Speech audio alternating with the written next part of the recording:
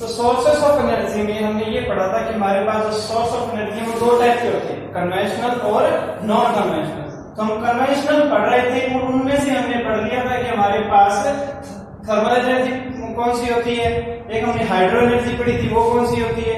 उसी में नेक्स्ट हमारे पास आता है विंड एनर्जी। तो विंड एनर्जी आपको पता है कभी कभी हमारे पास क्या करती है, हवाएं तेज चलती है, कभी धीमी चलती है। तो जो तेज हवाएं चलती है हवा के पास काइनेटिक एनर्जी होती है, क्योंकि कोई भी चीज मोशन में होती है तो उसके पास कौन सी एनर्जी होती है, काइनेटिक एनर्जी। तो विंड एनर्जी क्या करेगा कि हमारे पास जो काइनेटिक एनर्जी होगी हवा की, विंड की, उसको इलेक्ट्रिक एनर्जी में कन्वर्ट कर देंगे।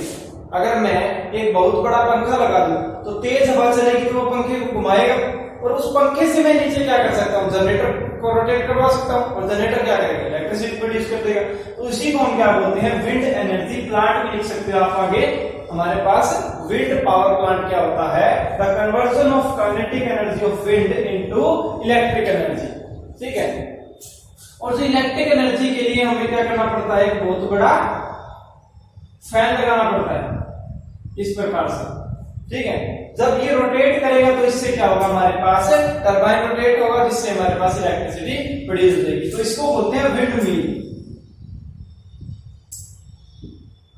इसको क्या बोलते हैं, विंड मिल बोलते हैं, जिसमें हमारे पास बहुत बड़ा फैन होता है जो टरबाइन को रोटेट करवाता है ताकि हमारे पास इलेक्ट्रिसिटी प्रोड्यूस हो जाए। तो हमने हर तरह से, यानी कि हर सोर्स के हमने कुछ एडवांटेज और कुछ डिसएडवांटेज पढ़ी थी। तो इसके अंदर क्या एडवांटेज है और क्या डिसएडवांटेज है।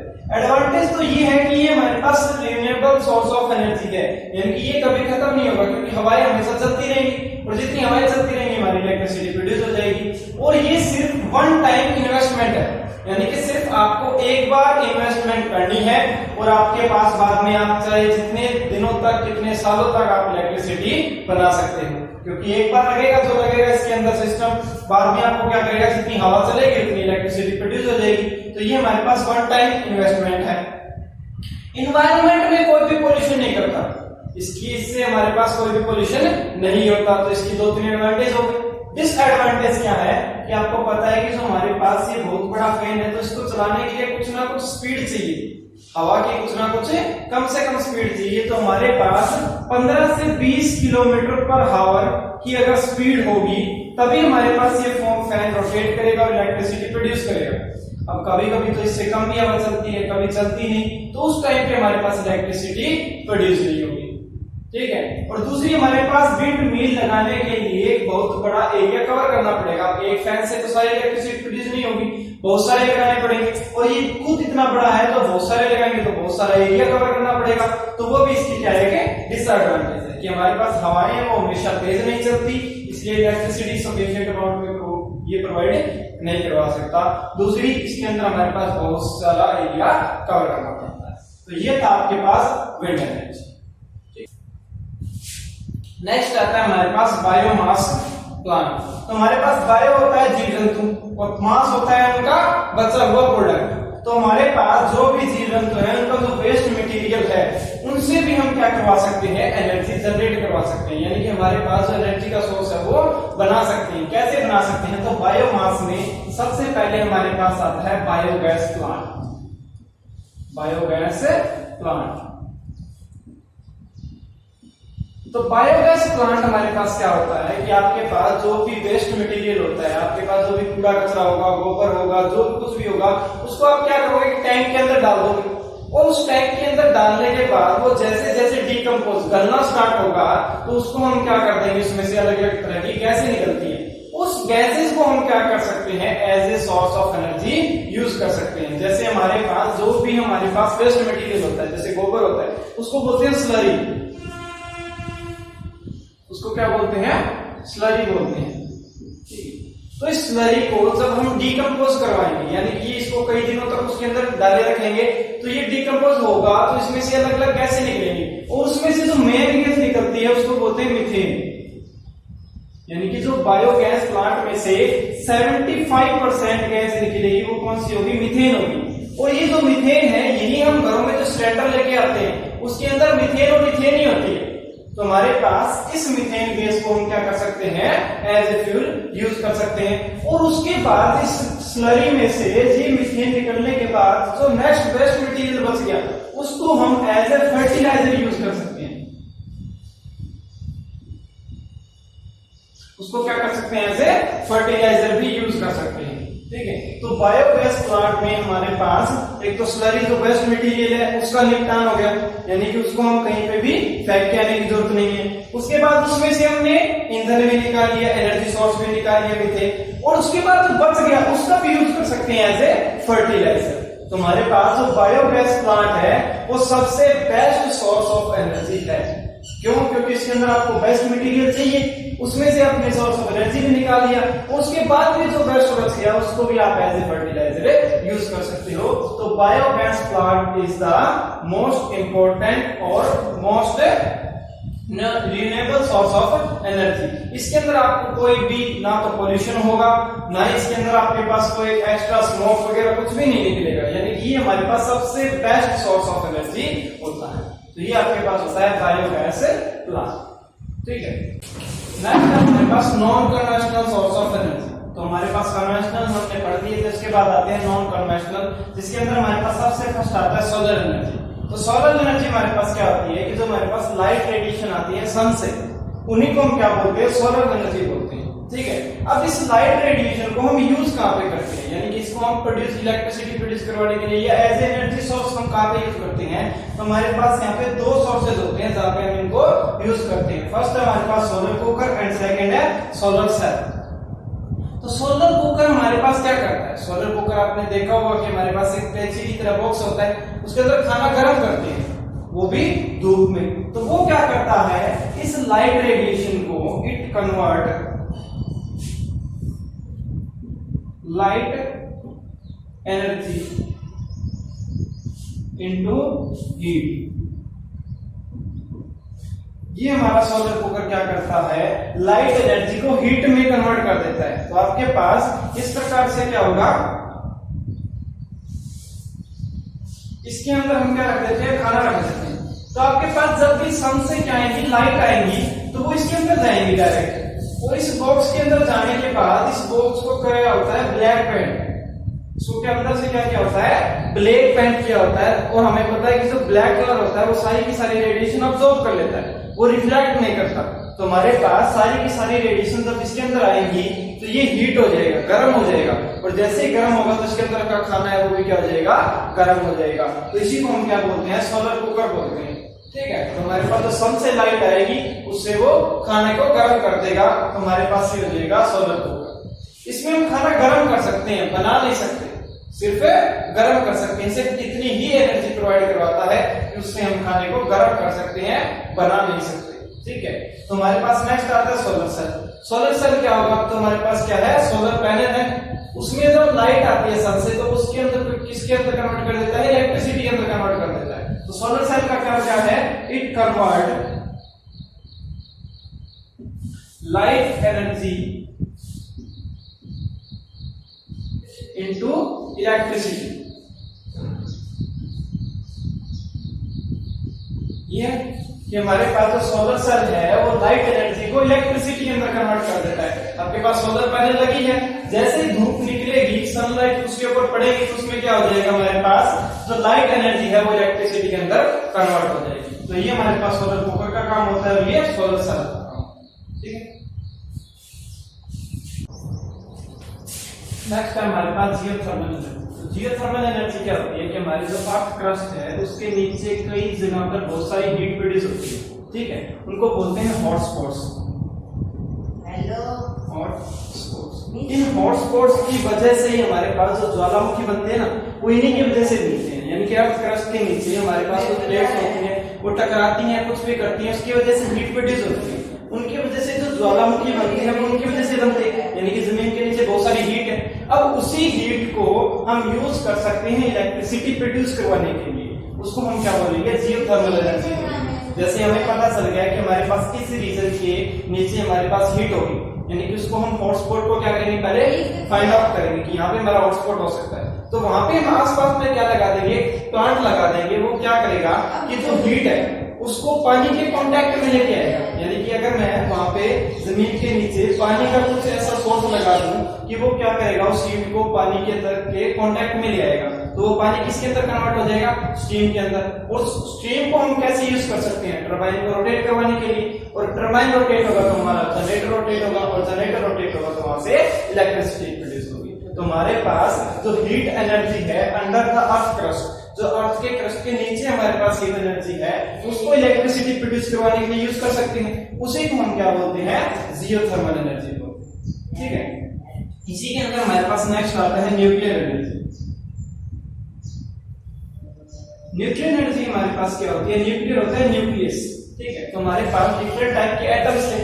तो हमने ये देखा था कि कुछ एटम्स है वो तो बहुत हल्के होते हैं, जैसे हमारे पास हाइड्रोजन है, हीलियम है, लिथियम है, बेरिलियम है, ये बहुत सारे हल्के हैं। और कुछ हमारे पास क्या है, एटम बहुत ज्यादा हैवी होते थे, जैसे हमारे पास यूरेनियम है, प्लूटोनियम है। तो इन सभी एटम्स में से भी हम क्या कर सकते हैं, एनर्जी प्रोड्यूस करवा सकते हैं। कैसे करवाएंगे, अगर ये बहुत ज्यादा हैवी है, यूरेनियम है बहुत ज्यादा हैवी, अगर मैं यूरेनियम को दो टुकड़े में तोड़ूंगा, तो दो टुकड़े में तोड़ूंगा तो उसमें से बहुत सारी एनर्जी निकलेगी। ठीक है, तो उसमें उस एनर्जी को हम क्या कैसे यूज कर सकते हैं, as a energy source use कर सकते हैं। उसी प्रकार से जब मैं दो लाइट न्यूक्लियर, जैसे हाइड्रोजन है बहुत सारी हल्का है, उन दो हाइड्रोजन को जोड़ूंगा तो वहां पे भी बहुत सारी एनर्जी प्रोड्यूस होगी, उसको भी हम सोर्स ऑफ एनर्जी की तरह यूज कर सकते हैं। तो जब हम एक एटम को तोड़ते हैं, एक एटम को तोड़ते हैं तो उसको बोलते हैं फ्यूजन। उसको क्या बोलते हैं, फ्यूजन बोलते हैं। और जब दो एटम को जोड़ते हैं, जब दो एटम को जोड़ते हैं तो उनको बोलते हैं फ्यूजन। जब दो टूटेंगे उनको बोलेंगे फ्यूजन, जब यहाँ पे जुड़ेंगे उसको बोलेंगे फ्यूजन। यानी कि जहां पे हमारे पास क्या होगा, फ्यूजन में क्या होगा, ब्रेक डाउन होगा, ब्रेक, और यहाँ पे हमारे पास क्या होगा, एडिशन होगा, यानी कि एडअप होगा। जब दो एटम को जोड़ेंगे तो वो फ्यूजन है, जब एक को दो में तोड़ेंगे तो वो क्या है, फ्यूजन है। और यहां से हमारे पास बहुत सारी एनर्जी प्रोड्यूस होती है, उसको हम क्या कर सकते हैं, as a source of energy use कर सकते हैं। तो nuclear energy, the energy produced by the nuclear reactions. तो इसकी डेफिनेशन भी आप देख सकते हो, द एनर्जी प्रोड्यूस्ड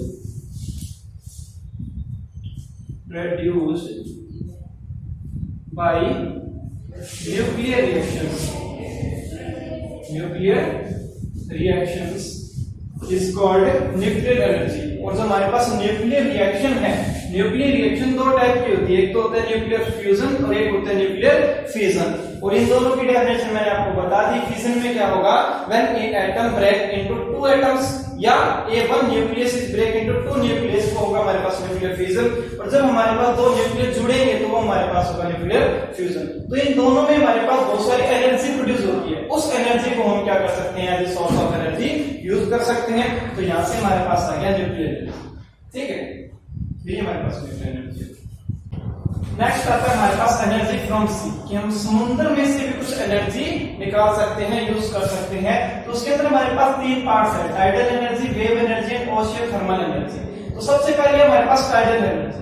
तो आपके पास समुद्र के अंदर बहुत बड़ी बड़ी लहरें उठती हैं, जिसको हम ज्वार भाटा बोलते हैं। वो किसकी वजह से उठती है, मून के ग्रेविटेशनल पुल की वजह से। समुद्र के अंदर अगर हवा भी नहीं चल रही है फिर भी उसके अंदर लहरें उठती हैं। वो क्यों उठती हैं, क्योंकि जो मून है हमारा, वो क्या करता है, उस समुद्र के पानी को अपनी तरफ अट्रैक्ट करता है, जिसकी वजह से उसके अंदर लहरें उठती हैं। वो बोलते हैं टाइड्स। उसको क्या बोलते हैं, टाइड्स बोलते हैं, हिंदी में ज्वार भाटा बोलते थे जिसको। तो उसके अंदर से हम क्या कर सकते हैं, एनर्जी निकाल सकते हैं। जैसी लहरें उठेगी, अब लहरों से पानी तेज चलेगा, और अगर मैं पानी के अंदर टरबाइन लगा दूं तो जैसे ही पानी चलेगा वो टरबाइन को क्या करेगा, रोटेट करवा देगा। अब रोटेट करवा देगा तो वो क्या हो जाएगा, इलेक्ट्रिसिटी प्रोड्यूस करवा देगा। यानी कि द एनर्जी प्रोड्यूस्ड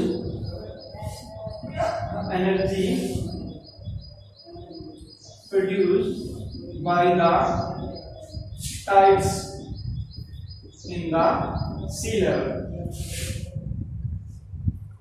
यानी कि हमारे जो समुद्र के लेवल में जो टाइड्स उठती हैं उनसे भी हम एनर्जी प्रोड्यूस करवा सकते हैं, उस एनर्जी को बोलेंगे टाइडल एनर्जी।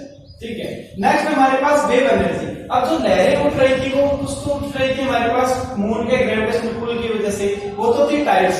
लेकिन जब तेज हवाएं चलती है ना, उन हवाओं की वजह से भी लहरें उठती हैं, और उन हवाओं की वजह से जो लहरें उठती हैं उनको बोलते हैं वेव। उस मून की वजह से उठेगी उनको टाइड बोलेंगे, और जो हमारे पास हवाओं की वजह से उठेगी उनको वेव बोलेंगे। तो जो हवाओं की वजह से हमारे पास वेव निकलेगी उनसे भी हम टरबाइन को रोटेट करवा सकते हैं, और उससे हमारे पास क्या आ जाएगी, वेव एनर्जी आ जाएगी, यानी कि द एनर्जी प्रोड्यूस्ड, सेम ही लिख सकते हो आप, the energy produced by the tide की जगह सिर्फ आप वेव लिखोगे। क्या लिखोगे, wave. The energy produced by the wave in the sea level due to moving air, due to moving air, air की वजह से जो लहरें उठी हैं उनसे भी आप एनर्जी प्रोवाइड करवा सकते हो, उसको हम क्या बोलेंगे, वेव एनर्जी बोलेंगे। ठीक है, फिर हमारे पास आता है नेक्स्ट ओशन थर्मल एनर्जी। इसके अंदर हमारे पास क्या होता है कि आपका जो समुद्र है उसके पानी का टेम्परेचर लेवल अलग अलग होता है। अब समुद्र के सबसे ऊपर वाली परत है, वहां से डायरेक्ट सनलाइट आ रही है तो पानी को जल्दी गर्म कर देगी, और आप नीचे चलते जाओगे तो वैसे वैसे रेडिएशन कम होती जाएगी, तो टेम्परेचर क्या होता जाएगा, कम होता जाएगा। आप समुद्र के जैसे जैसे नीचे जाओगे तो पानी का टेम्परेचर क्या होता जाएगा, कम होता जाएगा। अगर आप पानी का टेम्परेचर नोट करो तो अगर आपके पास लगभग 2 किलोमीटर की जगह में 20 से 30 डिग्री सेल्सियस टेम्परेचर का क्या जाता है, डिफरेंस आ जाता है। यानी कि आपके अगर समुद्र के ऊपरी सतह के ऊपर 80 डिग्री टेम्परेचर है तो आप 2 किलोमीटर नीचे चले जाओगे तो आपका टेम्परेचर 50 या 45 डिग्री सेल्सियस आ जाएगा।